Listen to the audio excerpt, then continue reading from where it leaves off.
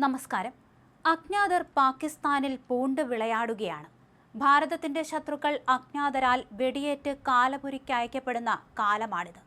ഇന്നുവരെ ഒരു അജ്ഞാതനെയും പിടികൂടിയിട്ടില്ല. മറ്റ് രാജ്യങ്ങൾ ഇന്ത്യൻ രഹസ്യാന്വേഷണ ഏജൻസിയായ റോയാണ് ഇതിനു പിന്നിലെന്ന് പറയുമ്പോൾ ഭാരതം അത് ഔദ്യോഗികമായി തന്നെ നിഷേധിക്കുകയും ചെയ്യുന്നുണ്ട്.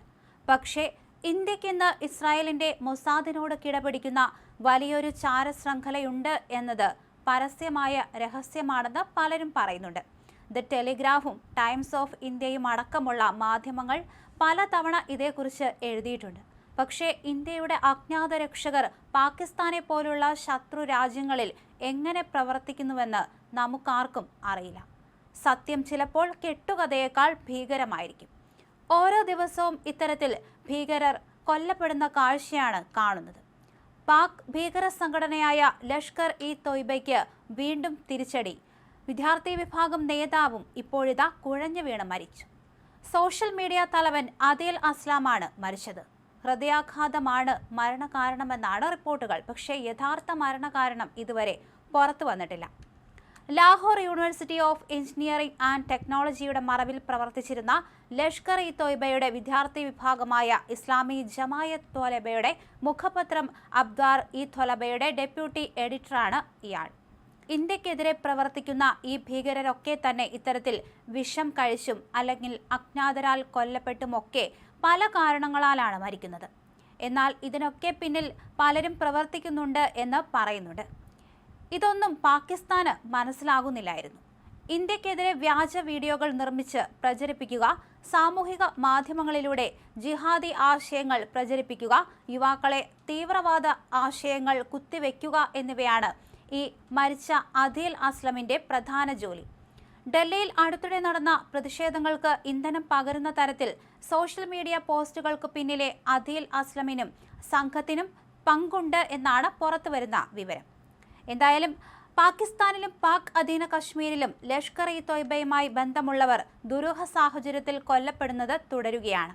4 വർഷത്തിനിടയിൽ തങ്ങളുടെ 30-ലധികം സജീവ പ്രവർത്തകർ കൊല്ലപ്പെട്ടതായി പരസ്യമായി സമ്മതിച്ച് പാകിസ്ഥാൻ ആസ്ഥാനമായി പ്രവർത്തിക്കുന്ന ഭീകര സംഘടനയായ ലഷ്കർ ഇ തൊയ്ബ രംഗത്ത് വന്നത് കഴിഞ്ഞ ദിവസമാണ്.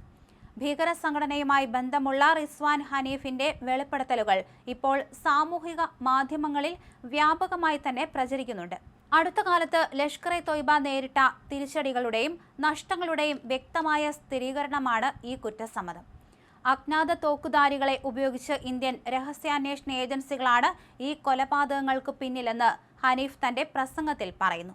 പാകിസ്ഥാനിലെ പ്രധാന നഗരങ്ങളായ പെഷവാർ, കറാച്ചി, റാവൽപിണ്ടി എന്നിവിടങ്ങളിലും പാക് അധിനിവേശ കശ്മീരിലെ മുസാഫറാബാദ്, റാവൽകോട്ട് എന്നിവിടങ്ങളിലുമാണ് ലഷ്കർ ഭീകരർ കൊല്ലപ്പെട്ടത്. പാകിസ്ഥാൻ പലപ്പോഴായി ഇന്ത്യക്കെതിരെ ഇത്തരം ആരോപണങ്ങൾ ഉന്നയിച്ചിട്ടുണ്ടെങ്കിലും ഇന്ത്യ ഈ ആരോപണങ്ങളൊക്കെ നിഷേധിച്ചിട്ടുണ്ട്.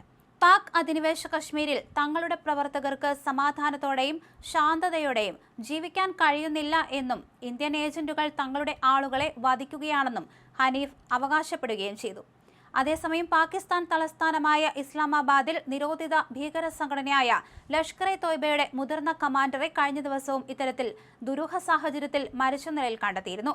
ലഷ്കർ കമാൻഡർ ഖാരി സയ്യിദ് അബ്ദുൾ അസീസ് ആണ് കൊല്ലപ്പെട്ടത്. ഇസ്ലാമാബാദിലെ കൂബ പള്ളിക്ക് മുന്നിൽ കുഴഞ്ഞു വീണാണ് ഇയാൾ മരിച്ചത്. പള്ളിയിൽ പ്രാർത്ഥനയ്ക്കായി എത്തുന്നതിന് തൊട്ടു മുമ്പ് ഒരു റെസ്റ്റോറന്റിൽ നിന്ന് ഭക്ഷണം കഴിച്ചിരുന്നു. ഭക്ഷണത്തിന് ശേഷം പള്ളിയുടെ കവാടത്തിലെത്തിയ ഉടൻ കുഴഞ്ഞു വീഴുകയായിരുന്നു. ഇയാളുടെ മരണകാരണം സംബന്ധിച്ച് ഇതുവരെ ഔദ്യോഗിക സ്ഥിരീകരണമൊന്നും പുറത്തു വന്നിട്ടില്ല. നേരത്തെ തോക്കിലൂടെയാണ് ഇത്തരത്തിൽ ഭീകരരെ കൊലപ്പെടുത്തിയതെങ്കിൽ ഇപ്പോൾ വിഷാംശങ്ങളൊക്കെ ഉള്ളിൽ ചെന്നാണ് ഓരോ മരിച്ചു വീഴുന്നത്. അതേസമയം ജമ്മുകാശ്മീരിൽ സുരക്ഷാ സേനയുമായുള്ള ഏറ്റുമുട്ടലിൽ കൊല്ലപ്പെട്ട ഭീകരരുടെ കുടുംബങ്ങൾക്ക് സാമ്പത്തിക സഹായങ്ങളും മറ്റ് ആനുകൂല്യങ്ങളും എത്തിച്ചു നൽകുന്ന ലഷ്കറിന്റെ പ്രധാന വിഭാഗത്തിന്റെ ചുമതലക്കാരനായിരുന്നു ഖാരി സയ്യിദ്. 2005-ൽ അൽ-ഖ്വയ്ദ താലിബാൻ ബന്ധങ്ങളെ തുടർന്ന് ഐക്യരാഷ്ട്രസഭ ഉപരോധമേർപ്പെടുത്തിയ സംഘടനയാണ് ലഷ്കർ ഇ തൊയ്ബ. 2008-ൽ 166 പേരുടെ മരണത്തിനിടയാക്കിയ മുംബൈ ഭീകരാക്രമണത്തിന് പിന്നിൽ പ്രവർത്തിച്ച സംഘടനയുടെ നിരവധി പ്രമുഖ അംഗങ്ങളാണ് കഴിഞ്ഞ 3-4 വർഷങ്ങൾക്കിടയിൽ കൊല്ലപ്പെട്ടത്. എന്തായാലും തങ്ങളുടെ മുൻനിര കമാൻഡർമാർ ഇങ്ങനെ മരിച്ചു വീഴുന്ന ഈ ഒരു സാഹചര്യം ലഷ്കർ കേന്ദ്രങ്ങളിൽ വലിയ പരിഭ്രാന്തി തന്നെയാണ് സൃഷ്ടിച്ചിരിക്കുന്നത്.